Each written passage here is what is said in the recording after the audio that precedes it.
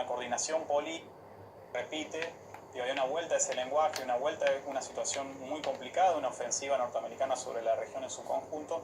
Lo que es cierto que se volvió, y como diría algún filósofo en el siglo XIX, se volvió como comedia, ¿no? Porque esto hay que decirlo claramente, digo, desde el 10 de enero al 23 de febrero, la diplomacia venezolana planteaba una batalla final, una batalla decisiva, y la verdad es que luego de que el propio Grupo de Lima, que es una coordinación política, que no es una coordinación diplomática de los países de la región, el pasado 25 decidiera decir, vamos por la vía diplomática, vamos por más presión diplomática, pero no aceptamos la intervención militar. Si vemos cómo las propias Fuerzas Armadas del gobierno de Brasil, a pesar de las pretensiones de Bolsonaro, no fueron por la guerra, vemos cómo incluso pasó lo mismo en Colombia. Digo, la verdad es que hoy estamos asistiendo a un fracaso diplomático y político de Donald Trump, ¿sí?, que lo deja en mucha soledad para plantear la posibilidad de una intervención militar, y eso también hay que decirlo.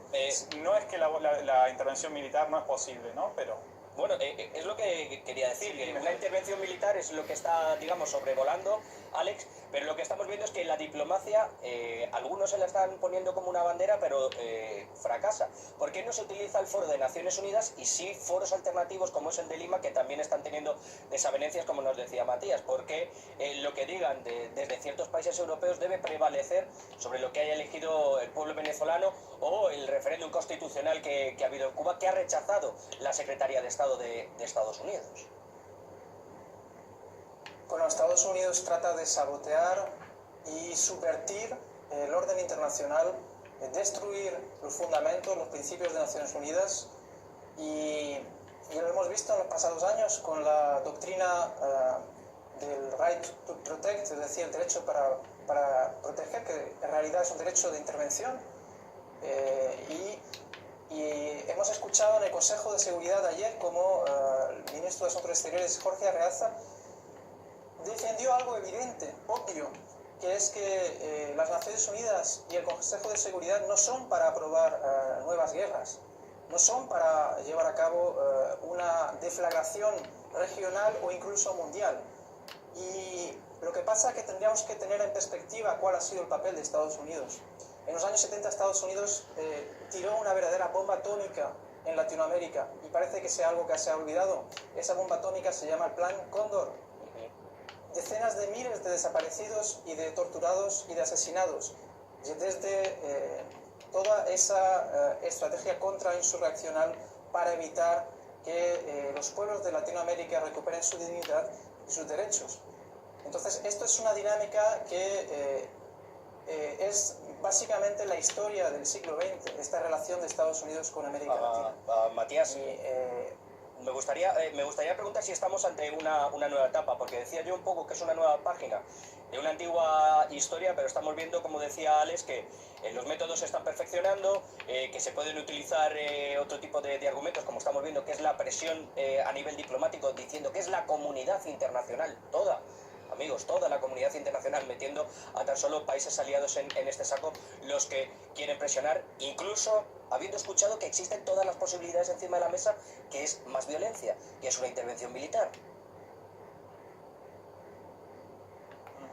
Sí, yo creo que la vía diplomática a Estados Unidos, por lo que le pasó en la región y el fiasco que se lleva incluso dentro de la coordinación del Grupo de Lima, como lo que pasó en el Consejo de Seguridad, donde evidentemente hubo un triunfo de la Cancillería venezolana, creo que lo único que le queda es la alternativa militar, pero en una absoluta soledad y muy complicada, ¿no? Y es cierto que la intervención puede aparecer, pero en términos de costos políticos, diplomáticos, cada vez eso empieza a complicar a un Donald Trump que no encuentra cómo justificar una intervención militar en Venezuela, ¿no? No lo encuentra. La propia Unión Europea ya estos días bajó el estatus de presidente encargado de Guaidó y ya lo empieza a señalar como un usurpador de cargo, ¿no? De hecho, Guaidó no volvió hacia Venezuela, es un presidente un tanto farsante, ¿no? No controla ningún territorio, no controla ninguna riqueza, no controla la población, y hoy está pretendiendo gobernar el país desde Bogotá, Alex. o sea, lo cual habla de la debilidad diplomática, política de la estrategia norteamericana, pero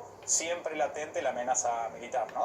Alex, cuando habla Matías de esa amenaza militar, y tú nos has contado antes, has citado el plan Cóndor, y hemos visto cómo el señor Elliot, pues en su pasado más reciente, tiene una historia, digamos, no de amor y no de un idilio. ¿Cuáles pueden ser ahora las motivaciones que estén moviendo a Estados Unidos, a los Estados Unidos de Donald Trump, a volver a mirar abajo, a volver a mirar al sur? Hemos visto con México, con el tema de después con las reformas migratorias, el tema del muro, hablando de Nicaragua, utilizando lenguajes belicistas. Está claro que hay petróleo en algunos lados, está claro que hay otros países en los que quizá ellos no vayan a poder sacar nada, digamos, en concreto o tangible, más que una desestabilización, Alex. Estados Unidos ha estado tratando de destruir los procesos de cambio en Latinoamérica desde que se iniciaron, desde que llegó Hugo Chávez al gobierno, que puso en marcha una constituyente, que se inició toda una dinámica de integración regional. Ese es el gran temor, el gran pánico de Estados Unidos, es decir, que se creen alianzas, es decir, un contrapeso.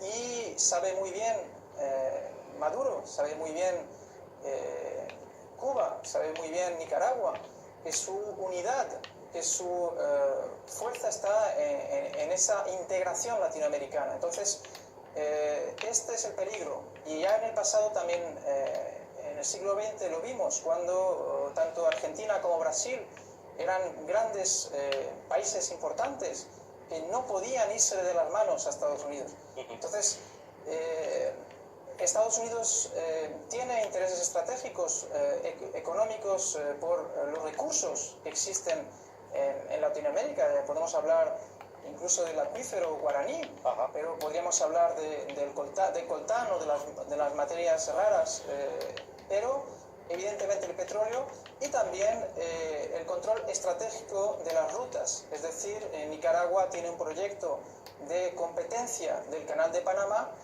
y los acuerdos con China, los acuerdos con Rusia plantean un equilibrio mundial que desafía a la hegemonía de Estados Unidos, que pretende ser el gendarme del mundo. Es como